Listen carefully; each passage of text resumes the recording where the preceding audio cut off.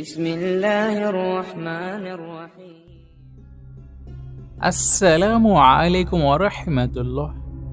এই বাচ্চাদের চিন্তাভাবনার অনুমান কেউই করতে পারবে না যারা দুই মাযহাবের মধ্য হতে জন্ম নিয়েছে, মানে মায়ের এক মাযহাব এবং বাবার অন্য মাযহাব। আর এখানে দুজনেই চেষ্টা করবে যে সেই বাচ্চাটি যেন তার মাযহাবকে ফলো করুক, আর এই কাজের জন্য তারা সেই বাচ্চাটির উপর প্রেশারও দিতে শুরু করে, যার পর এর পরিণতি এমনই বেরিয়ে আসে যে সেই বাচ্চাটি কোনো মাযহাবকে কবুল করে না, বরং সারা জীবন একটা অনির্দিষ্ট ডিপ্রেশনের মধ্যেই ডুবে থাকে। আর এমনই পরিস্থিতির শিকার হওয়া একটি মেয়ে ডক্টর জাকির নায়েকের কাছে উপস্থিত হয়েছিলেন।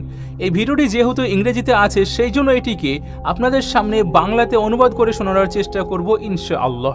আপনি শুধুমাত্র ভিডিওটিকে লাইক করে আমাদের সঙ্গে শেষ পর্যন্ত জুড়ে থাকুন। এই মেয়েটি ডক্টর জাকির নায়েকের মজলিসে উপস্থিত হয়ে বলতে শুরু করলেন, আমার নাম মুনিরা আর আমি দুই মাযহাবের মধ্য হতে জন্ম নিয়েছি। আমার বাবা একজন মুসলিম এবং মম খ্রিস্টান। আমার বাবা প্রথমের দিকে আমার সঙ্গে খুব একটা বেশি টাইম দিতে পারতেন না, তিনি নিজের কাজে বেশি ব্যস্ত হয়ে পড়তেন। তো সেই জন্য আমার দেখাশোনা, আমার পরিচর্যার সমস্ত দায়িত্ব আমার মা নিজের কাঁধে তুলে নেন। আর আমার মম যেই রিলিজিয়ন, যেই মাযহাবকে ফলো করে থাকেন, আমাকেও সেই মোতাবেকই বড় করে তুলেছেন। আর যার পর খ্রিস্ট ধর্মের রীতি রেওয়াজ সবই আমাকে শেখানো হয়েছে। কিন্তু আমার এখন এটি জানা নেই যে আমি কে। যেহেতু আমার বাবা মুসলিম, সেই জন্য এই সূত্র ধরে আমাকেও একজন মুসলিম হওয়ার প্রয়োজন, কিন্তু আমার ইসলামের সম্বন্ধে কিছুই ধারণা নেই যে মুসলিম কিভাবে হওয়া যায়।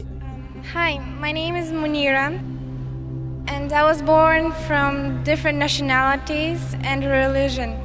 My mom was Christian and my father was Muslim. But my father wasn't there near me when I needed to learn Islam. So my mom made me Christian. She taught me what she could. But I still don't know what to choose. My father is Muslim and I have to be a Muslim, but no one is forcing me. I just want to know about Muslim. আপনাদেরকে জানিয়ে রাখি যে doctor Zakir নায়েকের সামনে এই মেয়েটি প্রশ্ন করার পর ডক্টর জাকির নায়েক এই মেয়েটিকে অনেক বাহবা দিলেন। ডক্টর জাকির নায়েক মেয়েটিকে বললেন যে সে অন্য সবার থেকে এই জন্য এগিয়ে আছে কেননা সে অন্ততপক্ষে কোনো সত্য রাস্তার সন্ধান তো করছে।